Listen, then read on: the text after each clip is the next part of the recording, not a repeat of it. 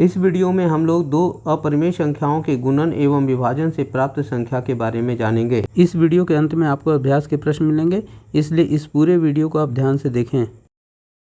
जैसा कि हम सभी जानते हैं कि परिमेय संख्याओं के समूह में जब अपरिमेय संख्याओं के समूह को मिला दिया जाता है तब वास्तविक संख्याओं का समूह प्राप्त होता है।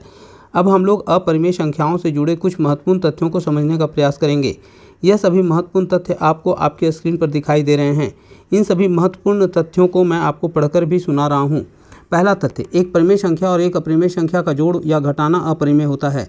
दूसरा तथ्य, एक अपरिमेय संख्या के साथ एक शून्येतर परिमेय संख्या का गुणनफल या भागफल अपरिमेय होता है।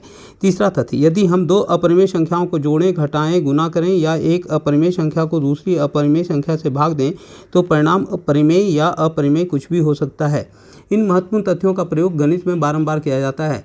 कक्षा 10 में भी इसका कई जगह पर प्रयोग किया गया है। इन सभी तथ्यों की सत्यता की जांच हम लोग उदाहरण के माध्यम से करेंगे और इन उदाहरणों को समझने के लिए चलिए चलते हैं व्हाइट बोर्ड की तरफ।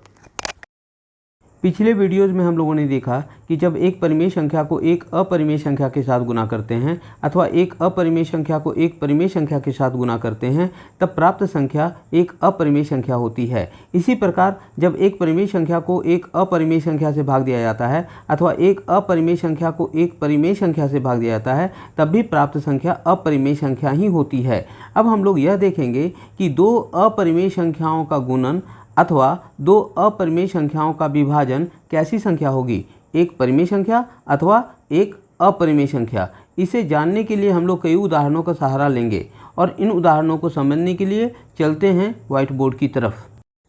हम लोग इस वीडियो में देखेंगे कि किन्हीं दो दी गई अपरिमेय संख्याओं का गुणन या विभाजन कैसी संख्या देगी।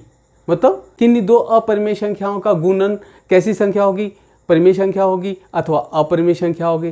किन्हीं दो अपरिमेय संख्याओं का विभाजन कैसी संख्या होगी, परिमेय संख्या होगी अथवा अपरिमेय संख्या होगी। इसे जानने के लिए हम लोग क्या करेंगे, कुछ उदाहरण के माध्यम से इसे जानेंगे। अब हम लोग जानेंगे कि दो अपरिमेय संख्याओं का गुणन कैसी संख्या होगी, एक परिमेय संख्या होगी अथवा एक अपरिमेय संख्या होगी। इसे कैसे जानेंगे, इसे जानने के लिए हम लोग क्या करेंगे, कुछ उदाहरण लेंगे।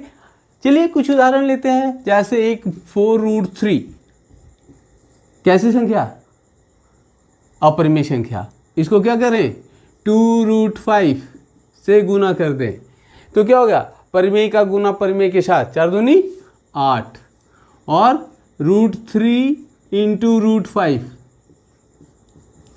ये कितना हो गया, 8√15।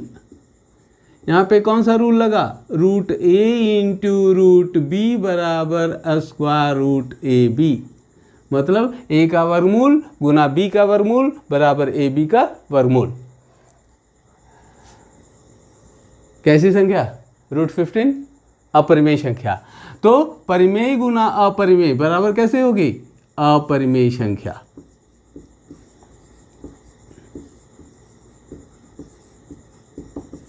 क्लियर है। लेकिन इसी की जगह अगर हम लोग ऐसा करें 3√5 × 2√5 करते हैं।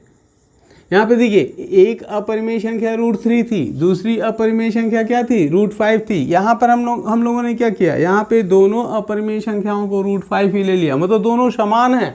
यहाँ दोनों अपरिमेय संख्या असमान थी। ऐसे कंडीशन में क्या हुआ, 3 × 2 6 और √5 × √5 मतलब क्या हो गया, 6√25 या 5 स्क्वायर कर सकते हो। तो 25 का वर्गमूल तो 5 होता है, तो 6 × 5 क्या हो गया, 30। कैसी संख्या, परिमेय संख्या।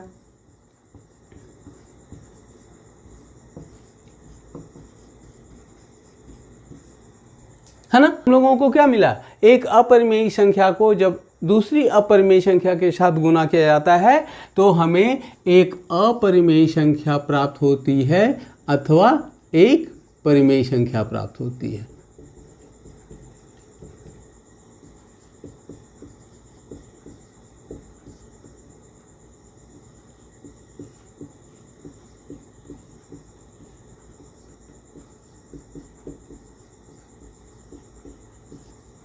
अब हम लोग देखेंगे कि दो अपरिमेय संख्याओं का विभाजन कैसी संख्या होगी।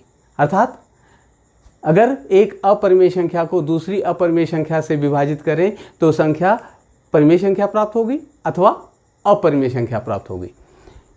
कुछ उदाहरण के माध्यम से इसको जानेंगे। चलिए कुछ उदाहरण लेते हैं।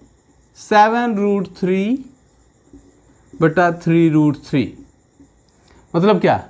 मतलब यह है कि 7√3 को हम लोग किससे भाग दे रहे हैं? 3√3 से। क्या देख रहे हैं? इन दोनों संख्याओं में अपरिमेय का जो हिस्सा है, अपरिमेय पार्ट जो है वह क्या है? समान है। तब हम लोग कैसे क्या करेंगे? √3 को √3 भाग देंगे, 1 आएगा ना। तो ये कितना मिला? 7/3। कैसी संख्या? परिमेय संख्या।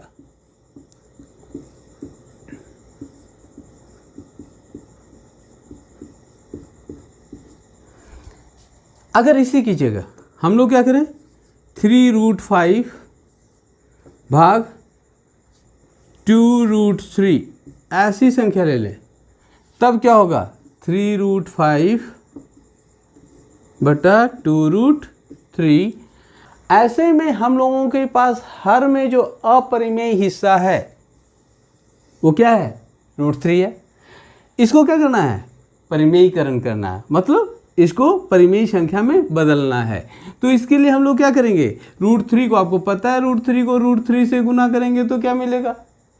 क्या मिलेगा? 3 मिलेगा। तो हम लोग अंश और हर दोनों को कितना से गुना करेंगे? √3 से गुना करेंगे। तब यहाँ कितना हो जाएगा?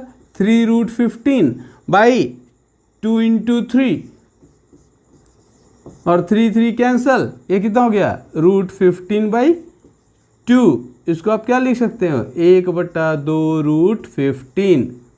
कैसी संख्या? 1/2 परिमेय और √15 अपरिमेय। और परिमेय और अपरिमेय का गुणनफल क्या होता है? एक अपरिमेय संख्या।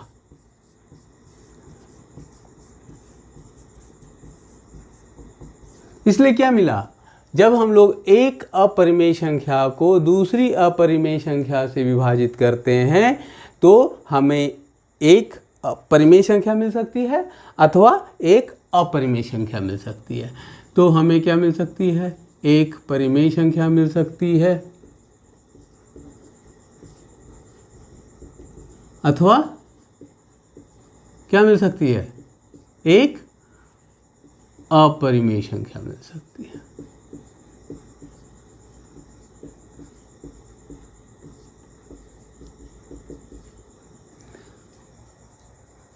इस प्रकार हम लोगों ने पाया कि दो अपरिमेय संख्याओं का गुणा एवं विभाजन या तो परिमेय संख्या होती है अथवा अपरिमेय संख्या होती है।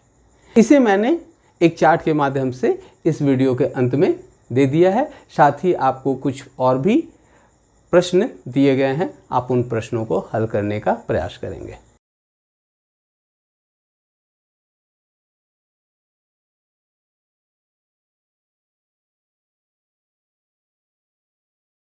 बच्चों, आपको मेरा यह वीडियो कैसा लगा ज़रूर कमेंट करें।